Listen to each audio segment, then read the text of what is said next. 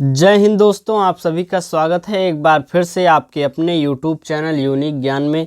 आज हम BA first semester geography का चैप्टर 7 देखेंगे। इसमें हमको पढ़ना है भू संतुलन के बारे में। इसके पहले के 6 चैप्टर्स हमने बहुत ही अच्छे तरीके से आपको समझा दिए हैं। अगर आपने नहीं देखा तो चैनल पर विज़िट कीजिए, वहाँ पर आपको प्लेलिस्ट मिल जाएगी BA first semester geography classes, जहाँ पर आपको सिलेबस के साथ साथ सभी चैप्टर्स आपको वहाँ पर उपलब्ध हो जाएंगे। साथ ही साथ नोट्स प्राप्त करना चाहते हैं तो हमारे टेलीग्राम चैनल को सब्सक्राइब कीजिए, वहाँ पर सभी क्लासेस की नोट्स आपको उपलब्ध कराई जाती हैं। अगर आप चैनल पर नए हैं तो चैनल को सब्सक्राइब कीजिए, क्योंकि आपका पूरा सिलेबस यहाँ पर कंप्लीट कराया जाएगा। साथ ही साथ मॉडल पेपर भी बताए जाएंगे और प्रीवियस ईयर क्वेश्चन भी आपको यहाँ पर दिखाया जाएगा, जिससे आपको आसानी होगी कि आपके पेपर में किस प्रकार के प्रश्न आते हैं। तो चलिए देखते हैं भू संतुलन के बारे में। भू संतुलन आखिर होता क्या है? सबसे पहले आप समझिए संतुलन का अर्थ क्या होता है, बैलेंस क्या होता है। किसी चीज़ को बैलेंस करना आप समझ ही रहे होंगे। जैसे कि हमारे धरती पर पर्वत है, पहाड़ है, तो उसका संतुलन कैसे बना रहता है, इसी चीज़ के बारे में हम इस चैप्टर में पढ़ देंगे। तो सबसे पहले चलिए देखते हैं भू संतुलन आखिर होता क्या है। आइसोस्टेसी भू संतुलन जो है वह शब्द ग्रीक भाषा के आइसोस्टेसियास से लिया गया है, जिसका अर्थ है संतुलन की स्थिति। आप जानते हैं और आपने ऐसा देखा भी होगा कि पर्वतों के बहुत से शिखर होते हैं और उनकी ऊंचाई भी अधिक होती है। इसी तरह से पठार का ऊपरी भाग सपाट होता है और मैदान समतल होते हैं। पठारों का ऊंचाई सामान्य जबकि मैदानों की बहुत कम होती है। इसके विपरीत समुद्र तलों और खाइयों की गहराई बहुत अधिक होती है। इन उच्चावचों की ऊंचाई में बहुत अंतर होता है। पृथ्वी की अपनी धुरी पर परिभ्रमण कर रही है और उसने अपने विविध भूलक्षणों में संतुलन बना रखा है। अतः हमारी पृथ्वी को समस्थिति की अवस्था में माना जा सकता है। जैसे अगर हम अपनी पृथ्वी को देखें तो देखिए, कहीं पर ऊंचाई है, कहीं पर निम्न है अर्थात गर्त है, कहीं पर समतल है तो कहीं पर कम ऊंचाई है। तो इसको किस प्रकार से संतुलन बनाए रखा है पृथ्वी ने, उसके बारे में हम देखेंगे। अनेक अनेक विद्वानों के मत हम देखेंगे। अगर बात करें भू संतुलन शब्द की, आइसोस्टेसिस शब्द की, तो वह ग्रीक भाषा के आइसोस्टेसियास शब्द से लिया गया है। और जिसका अर्थ क्या होता है, आइसोस्टेसियास का अर्थ होता है संतुलन की स्थिति। जैसे कि कुछ विद्वानों ने ऐसा बताया है कि पृथ्वी पर जितना पर्वत ऊंचा है, उसके अंदर मतलब आंतरिक भाग में हमने आपको पृथ्वी की एक प्रकार से सतह के बारे में, पृथ्वी की आंतरिक संरचना के बारे में चैप्टर पहले ही पढ़ा दिया है, जिसमें सियाल, सीमा या क्रस्ट सभी परतों को बहुत ही अच्छे तरीके से हमने आपको समझाया हुआ है। उन परतों का मतलब उन लेयर्स का यहाँ पर यूज़ करके विद्वान अपने मत को रखेंगे। तो सबसे पहला जो मत है वह एयरी के विचार हैं। मतलब भू संतुलन के क्षेत्र में एयरी के विचार को महत्वपूर्ण माना जाता है। भूवैज्ञानिक एयरी ने विभिन्न स्तंभों जैसे पर्वत, पठार और मैदान आदि के घनत्व को एक जैसा माना है। मतलब जो एयरी जी हैं वह मानते हैं कि जो पर्वत है, पठार है, मैदान है, सभी का घनत्व हमारी पृथ्वी पर समान है। अतः उसने विभिन्न मोटाइयों के साथ एक समान घनत्व के विचार को सुझाया है। मतलब पर्वत के भी घनत्व उन्होंने सेम माना है, पठार का भी और मैदान का भी।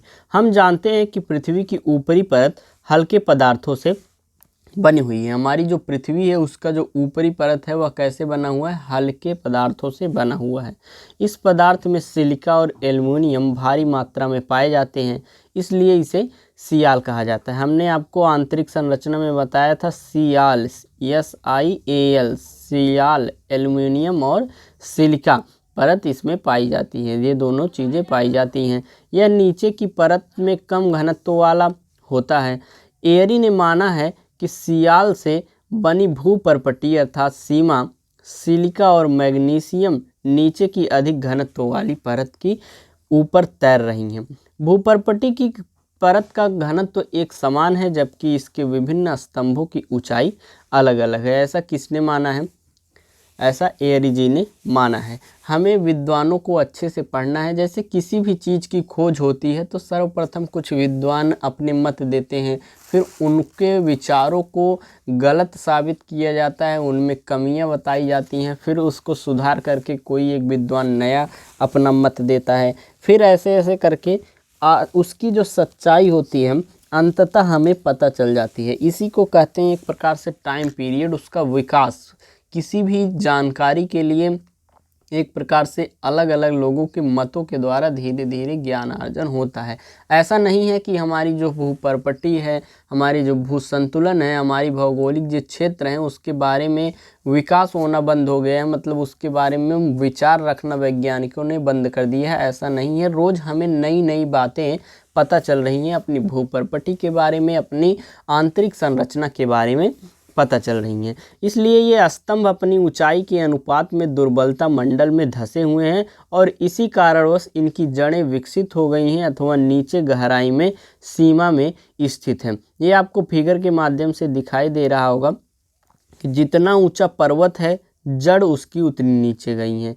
अगर मैदानी भाग है तो वह कम है। जैसे कि एयरी जी का मानना है कि कोई भी पदार्थ, हमारे कोई भी चीज़ जैसे कि पर्वत पठार जितना ऊपर गया है उसका 2 गुना या 3 गुना नीचे गया हुआ है, तभी संतुलन बनाए रखा है। इस मत को भी लोगों ने गलत बताया और आगे अनेक विद्वानों ने भू संतुलन के बारे में अपने मत रखे। उन्होंने एक एग्जाम्पल लिया था, एयरी जी ने एग्जाम्पल लिया था लकड़ी के टुकड़ों का। उन्होंने बड़े और भारी लकड़ी के टुकड़े लिए, उन्होंने यहाँ पर दिखाया कि ये देखिए, ये जो बड़ी लकड़ी है जितना ऊपर गई है उतना ही नीचे गई है। उन्होंने लकड़ी के टुकड़े के माध्यम से समझाया। उन्होंने कहा देखिए ये छोटी लकड़ी जितना नीचे गई है उतना ऊपर, अर्थात अपना संतुलन बनाए हुए है। यही एग्जाम्पल हम समझेंगे।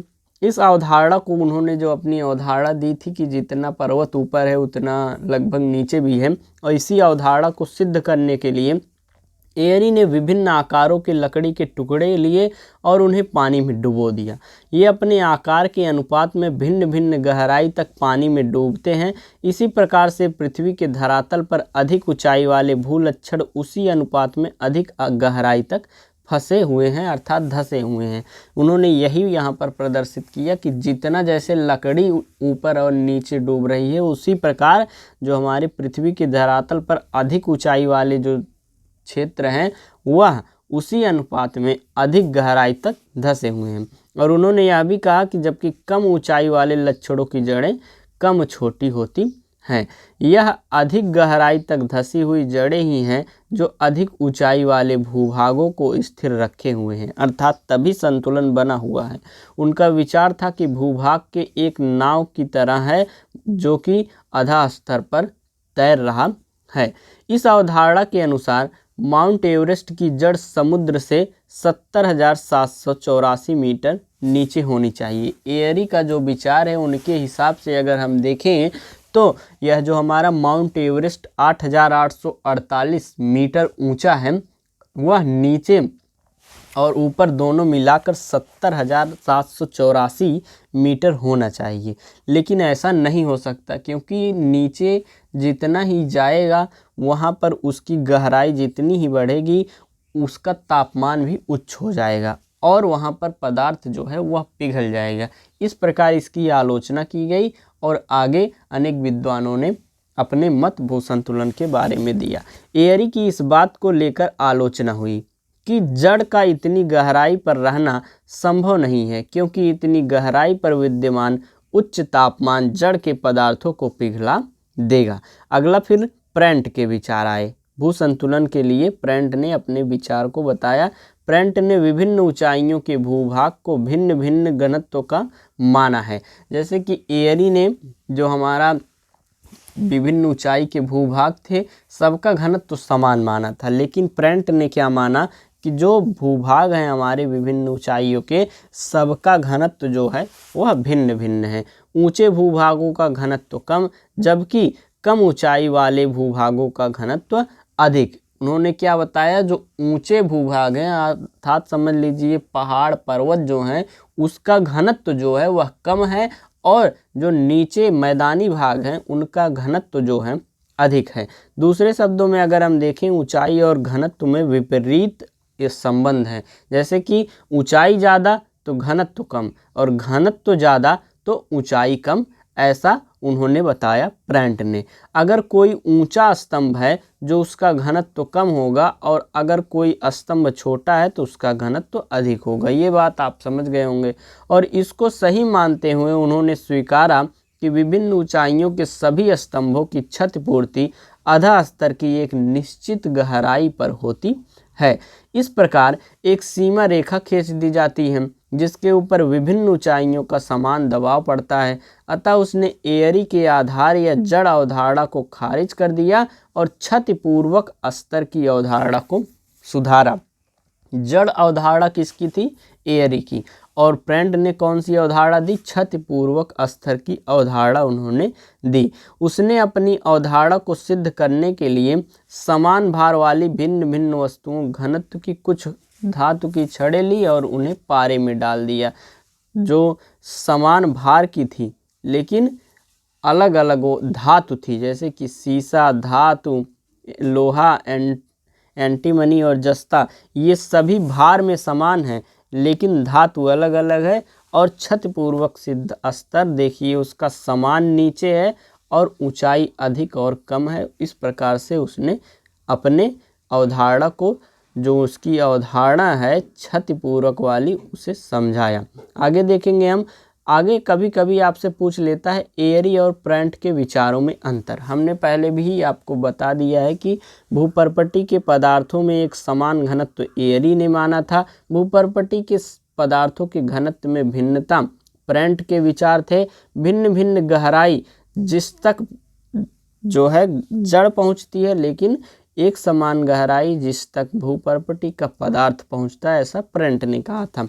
पर्वतों के नीचे गहरी जड़ और मैदानों के नीचे छोटी जड़ है, ऐसा एयरी ने कहा था। किसी प्रकार की जड़ नहीं है परंतु क्षतिपूरक है, ऐसा किसने कहा था?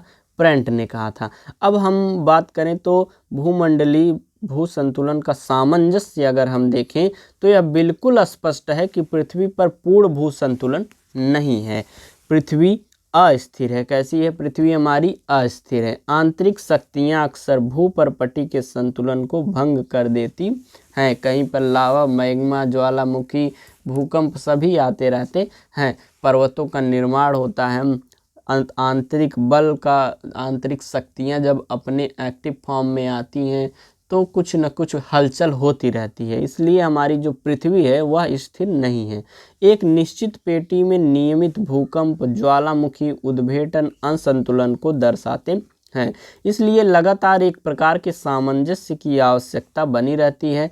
आंतरिक शक्तियां और उनके विवर्तनिक प्रभाव धरातल पर असंतुलन के कारण है, परंतु प्रकृति हमेशा समस्थितिक सामंजस्य स्थापित करने का प्रयत्न करती है। वह शक्तियाँ पृथ्वी के धरातल पर आएं और अंतरों को दूर करने का प्रयत्न करती हैं।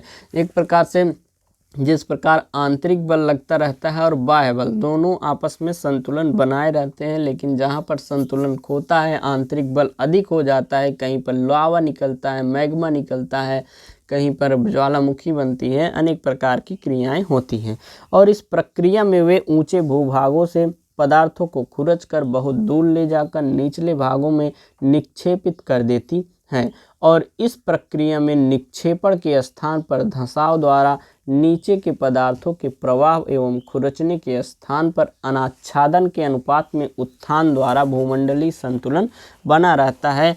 यह सामंजस्य लास्टली जो पता चला है हमारे भू संतुलन में, यही प्रक्रिया कार्य करती है।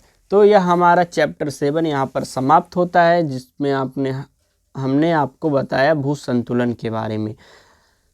वीडियो को लाइक कीजिए, अपने दोस्तों के पास शेयर कीजिए, चैनल पर बने रहिए। नोट्स प्राप्त करने के लिए हमारा टेलीग्राम चैनल ज्वाइन कीजिए, जिससे आपको सभी प्रकार की नोट्स मिलती रहें।